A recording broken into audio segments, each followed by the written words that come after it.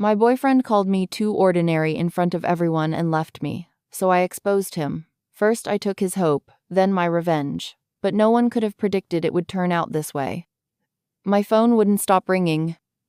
20 missed calls, all from the same number, the same man who just 3 days ago at a restaurant in Seattle called La Vieja humiliated me in front of his friends, called me too plain, and left me with a $300 bill while he walked out laughing. That man was Ethan Cole. The look on his face that night wasn't shame, it was pleasure. He enjoyed it. The power, the control, the satisfaction of watching me break without saying a word, and now he was scared. His last voicemail still echoed in my head, his voice trembling. "Lauren, please, you have to come back. Something's happening. Something bad. The photos." I smiled, took a sip of my coffee, and sent his call to voicemail. "When you call a woman ugly," I whispered to myself, "you never imagine how quietly she'll answer you back." My mind replayed that night at La Viella. The low lights, the wine glasses, the man I thought I knew turning into someone I didn't recognize. He thought that night was the end. He was wrong. That night was the beginning. I remember wearing the emerald dress he'd bought me for Christmas, my hair in soft curls, makeup perfect, trying to look beautiful for him. But Ethan had other plans. "You look amazing," he said, but his eyes were wandering. He wasn't with me anymore. He was scanning the room. I reached for his hand. It was ice cold. "Ethan, is something wrong?" I asked. "Lauren," he said, lips curling into a smirk. "Does a man get interrogated just because he takes his girlfriend to dinner?" His tone wasn't just cold, it was condescending. Then his coworkers showed up. Jake, Trevor, Ryan. They sat down, laughing, loud, filling the air with arrogance. From that moment on, I disappeared. They talked about women, money, cars. None of them even looked at me. Every time I tried to join the conversation, they ignored me. Ethan laughed at every one of their stupid jokes. Then Trevor raised his glass and said, "Ethan, I think it's time for a promotion, huh?" Jake grinned, "Or maybe time for an upgrade." And that's when I knew they were talking about me. Ethan said nothing. He finished his whiskey, set the glass down hard, and said, "You're right." My heart stopped. "Ethan," I whispered. He looked at me, calm, cruel, deliberate. "Lauren, this isn't working. My life's going in a different direction. And you." His eyes swept over me like I was something he'd outgrown. "You're just not attractive enough." The restaurant went silent. For a second, it felt like the entire world held its breath. "Ethan, don't do this here," I whispered, my voice shaking. "Please." "When would be the right time?" he said. "When is it ever the right time to tell someone they're not enough?" He pulled out his wallet, tossed a few bills on the table. "Drinks are on me. You'll handle the rest." And then he walked out. His friends followed, laughing. Everyone was watching me. The waiter came over. "Would you like me to bring your check, ma'am?" "Bring it," I said. $312. I had 87 in my wallet. I smiled not from pain, but from decision. That night, walking through the cold Seattle rain, my heart didn't ache, it burned. By the time I got home, I wasn't shaking anymore. I was calm, focused. I opened the black duffel bag I hadn't touched in 3 years. Inside was the life I'd buried, the encrypted laptop, the files, the identity I'd hidden, the real me, the real Lauren Pierce. I opened the computer and entered the password, Ariadne, my father's favorite myth.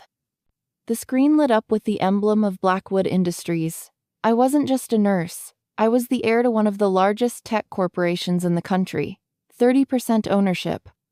After my father's death, I had inherited everything and then hidden it all to live as someone ordinary.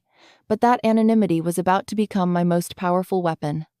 I opened a secure channel and typed a single name, Nora Hale.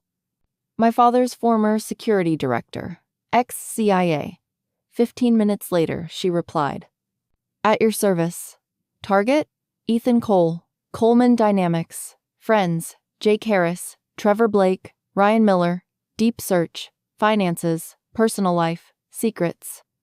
48 hours. She responded 2 minutes later. "Understood. Depth level? Nuclear. I typed the word without hesitation, because I knew this wouldn't just be revenge, it would be a dismantling. 2 days later, Nora showed up at my door in a black suit carrying a thick folder. Ethan Cole, she said, dropping it on my desk, is a narcissist. Deep debt, secret credit cards, 2 months behind on rent, and quietly siphoning money from company accounts, 15,000 missing. No one's noticed, yet. Make sure they do, I said. But make it look like a random audit, she smirked. You okay, Lauren? No, I said. But he won't be either. Jake Harris, she continued, has gambling debts. His collectors are getting impatient. Trevor Blake's sleeping with his boss's wife. Ryan Miller's got a sealed juvenile record for assault. Perfect, I said. They'll all fall, one by one. Nora hesitated. Once you start this, there's no going back. I'm not going back, I said. The plan took one night to build. By Tuesday, Ethan's quiet embezzlement had accidentally leaked to internal audit. By Wednesday, he was arrested. Local headlines read, Coleman Dynamics executive charged with fraud. I smiled when I saw it. Thursday, Ryan's clearance was revoked. Friday morning, Trevor's affair hit the tabloids. His boss's wife threw a bottle of wine at him at a restaurant. Friday night, Jake's gambling debts all came due. He tried to steal from his company. He was caught and arrested. Saturday morning, Ethan called. Lauren, please. I'm in trouble. I lost everything. I need your help. His voice was trembling. The arrogance was gone. Why would I help you? I asked. Because you're good, he said. You have a heart. Not anymore, I whispered. Silence. Do you hate me? He asked. No, Ethan. Hate still gives you power. You don't deserve that. Please, I'll pay you back. Just $50,000 for a lawyer. You think I can be bought? I said softly. Ethan, you couldn't afford me even when I loved you. Monday morning, he was in court. I sat in the back, quiet. The judge asked for a character witness. I stood. Your Honor, I know Ethan Cole well. He's manipulative when he's winning and pathetic when he's losing. He once humiliated me in public, called me ugly, and made me pay for the privilege. He steals money, trust, dignity. He deserves every consequence he's earned. 18 months in prison. I didn't smile. Justice doesn't always need joy. 6 months later, Nora brought me a letter. From him, she said. It was full of apologies. I burned it without reading twice. When he got out, no one was waiting for him. No job. No friends. No future. Just a letter with an address. Pierce Foundation, downtown Seattle. Below it, a note. There is work to be done, Ethan. True redemption is earned, not granted. The foundation was real. It helped people in financial crisis.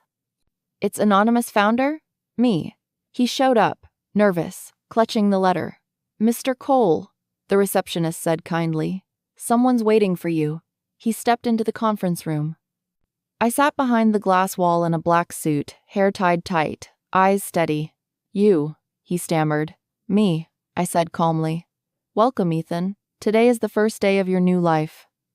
Tears welled in his eyes. Lauren, I just wanted to thank you. Prison changed me. I'm not the same. You're right, I said. You're worse. But you'll get better with work. I slid a file toward him. These are people drowning in debt. You'll help them. Every day. You'll come here, fix their lives, and convince yourself you're fixing your own. You're giving me a second chance? He asked. Yes, I said slowly. But second chances aren't free. He worked hard. Every morning at 9, every night at 6, Ethan showed up. He became the model employee. People started calling him Mr. Cole again. He found confidence, hope, purpose. And I watched. Nora told me, you let him rebuild himself, only to break him again. This isn't revenge, it's an experiment. No, Nora, I said. This is evolution. 3 months later, Ethan sent me a letter addressed to the anonymous founder. It read, Your foundation gave me my life back. I don't know who you are, but I'm grateful. I knew the time had come. I called him to my office. He sat down, smiling nervously. "Ethan," I said, "you've done well. People love you. Because of you," he said softly. "No," I said, turning my screen toward him. On it was his entire file, his arrest photos, debts, letters, every record. At the top, Coal Project. He froze. "What is this?" "You," I said. "You were my project. Destroying you was easy. Rebuilding you, that was the real test."